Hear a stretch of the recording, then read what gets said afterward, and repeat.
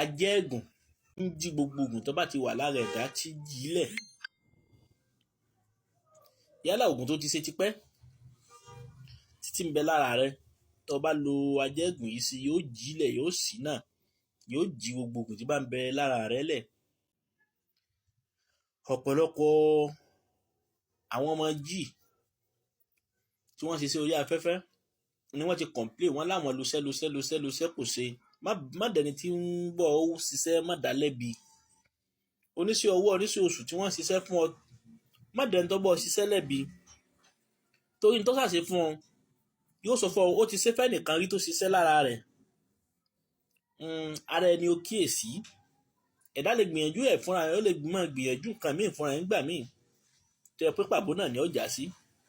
Àmọ́ ẹ jẹ́ ká lọ gbìyànjú sẹ́yìí wò. Ajẹ́gùn ni tí jí gbogbo ògùn tó bá wà lára èèyàn lẹ̀. Kí lẹ́ bá mi wá? Ẹ lọ bá mi wá tàǹgìrì odidi kan. Tàǹgìrì odidi kan. Ẹ bá mi wọnú ẹ̀, bá mi pa ní pánsá. Tẹ bá ti bá mi wọnú ẹ̀, tẹ bá ti bá mi pa ní pánsá, ẹ bá mi tọ ìtọ̀ àfẹ́jùmọ́ tá àti sọ̀rọ̀ sẹ́dẹ̀ kankan, ẹ bá mi tọ̀ sínú kẹ̀kan pamọ́. Tẹ bá ti bá mi tọ̀ sínú kẹ̀kan pamọ́, á pa tàǹgìrì, á pa ní pánsá. Á wá wá ẹyin òróró kan, ẹyin òróró iyọ̀ kan, á kì í sínú tàǹgìrì tá ti wọ̀ tá pa ní pánsá yìí.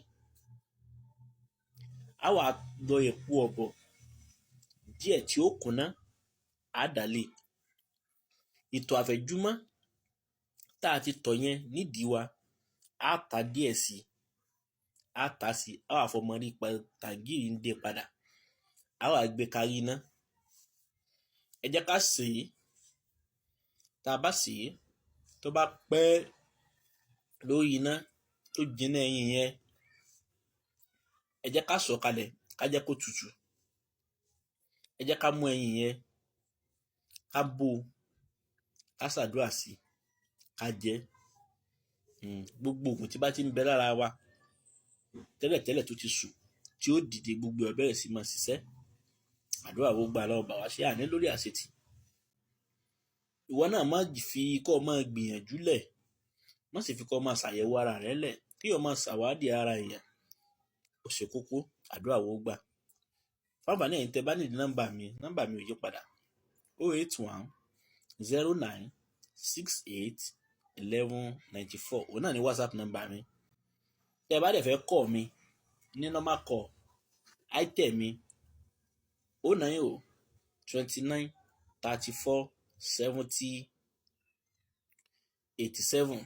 Àdúrà wo gbà o. Ẹ̀yin náà bá wa like, kẹ́ bá wa share, kó lè bá jẹ́ àǹfààní fẹ́ lòmíì.